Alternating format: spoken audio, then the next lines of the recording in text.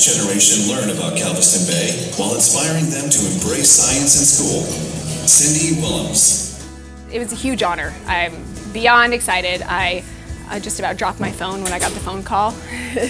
I'm the first teacher that they've ever nominated for the award. It's nice to get recognition for all the hard work that we've been doing for so many years.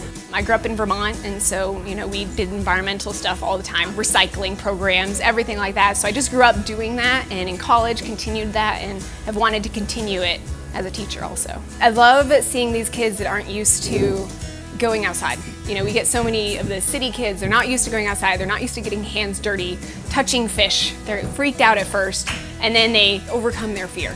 And they're like, okay, I'm gonna do it. And they just get all in and they work their butts off helping the Bay. It's a great feeling. As a result of her efforts, the number of aquatic science classes at Dobie High School has grown from just 3 classes in 2011 to 18 classes this year. Teaching aquatic science, this is my 12th year teaching it, and so I've always wanted to do something for the community, and when I found out that Galveston Bay Foundation does the Get Hip to Habitat program, and I was like, okay, I want to do this, tell me what to do. And we really partner well together. My students do other things with the Galveston Bay Foundation along with the Get Hip to Habitat program, like Trash Bash. A few years ago, we tried to raise red drum, and every year we're adding new projects, and it's a great partnership.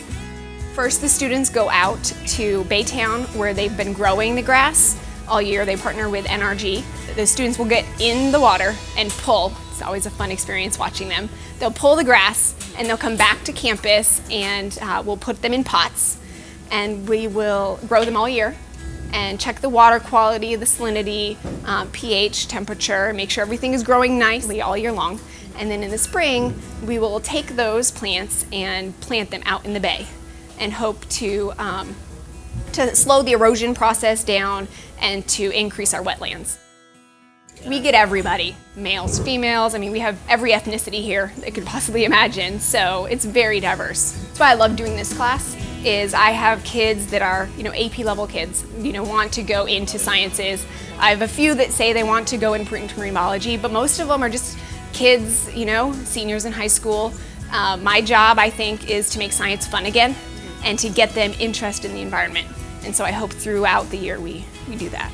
As a teacher yourself, you need to be curious, and you need to take the step to try to figure out how to get your students also curious in what you're interested in. Please welcome to the stage our guardian of the Bay Award Letter Week for the community, Cindy Wilems. Compassionate, dedicated mentor. I had the privilege of having her help train me how to become a good teacher. I've joined her on her field trips to go plant cordgrass and to help on trips to Galveston Island State Park, where they have researched and experimented on the island. It is so fun to watch these, big kids get in the mud and be so grossed out at first that they're deep in the mud, and then by the end of the day they're just loving it. They are proud of what they've accomplished in order to help preserve the environment. She's very engaging in her classroom. She's always trying to find new activities or new labs or new projects so that her students are engaged in the learning and find meaning in the learning. She always tries to find local projects for the students to get involved in so that they can take pride in their own community and in the natural environment that's among our community.